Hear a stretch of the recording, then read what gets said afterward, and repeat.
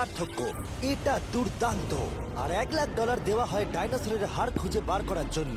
ও মাই god! আরো অনেক job দেখাবো, আর সব থেকে কম টাকার জব যেটা আমি খুঁজে পেয়েছি, গোল্ড প্যানিং, যাদের রোজগার বছরে $1। কিন্তু আমরা মিলিয়ন উপার্জন করব।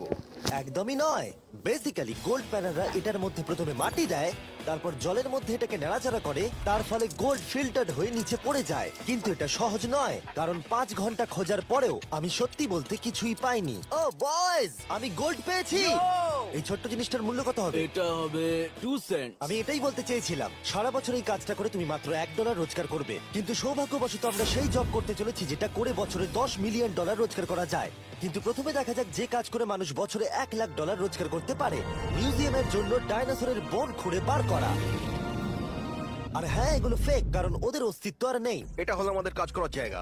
এগুলো কি সত্যি ডাইনোসরের বোন? হ্যাঁ একদম, আমি এখানে 17 সত্যি? বছর ধরে রয়েছি, আর আমি আমার কেরিয়ারে যত ধরনের বোন দেখেছি তার মধ্যে এটা সব থেকে বড়। এটা হলো থাইবন, এই যে এখানকার, আর এটা 4 ফুট লম্বা। উদাহরণ হিসেবে এই যে একটা ডাইনোসর, তার সমান হলো 6টা কালকে ওপরে ওপরে দাঁড় করিয়ে দেওয়া। আমার হাইট 6'5". এগুলি মূলত মিনি জ্যাক হ্যামার। এই তো ভালোই করছো। ওর কোনো আইডিয়াই নেই ও কি হ্যাঁ, করছে। ওর কোনো আইডিয়া নেই। আশ্চর্যের বিষয় হলো এটা করতে গিয়ে আমরা ভয় পেয়ে যাচ্ছিলাম। উপস। একটু সাবধানে। কাজটা একটু এগোতে আমাদের 5 ঘন্টা সময় কেটে গেল। তারপরে এক্সপার্টের সাহায্য নিয়ে আমরা কাজটাকে মোটামুটি এগোতে পারলাম।